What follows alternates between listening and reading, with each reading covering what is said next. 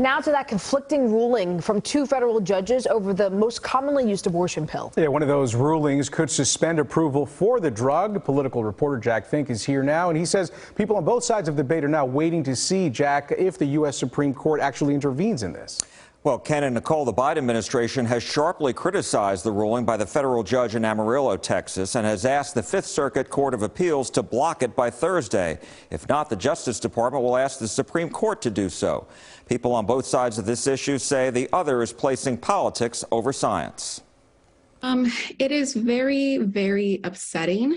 Martha Sanchez of the group Young Invincibles is among the abortion rights supporters who criticized the ruling by Judge Matthew Kacsmaryk, a Trump appointee, to suspend the abortion pill mifepristone. The FDA gave the drug the green light in 2000, insists it's safe, and disagrees with anti-abortion rights advocates who challenge the agency's approval now decades later.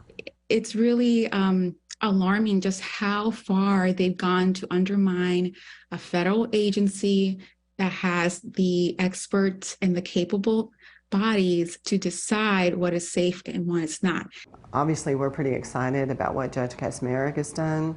Kylene Wright of the Texans for Life Coalition agrees with the judge that the FDA didn't fully consider safety concerns about the drug. They don't really care what happens as long as they protect the status quo. And that's what this judge had the courage to upend. If the judge's ruling goes into effect, it could ultimately cut off supplies of the drug that is now the most common way to end a pregnancy. Another federal judge in Washington state, an Obama appointee, also ruled Friday that the FDA could not limit sales of the drug in 17 states and Washington, D.C.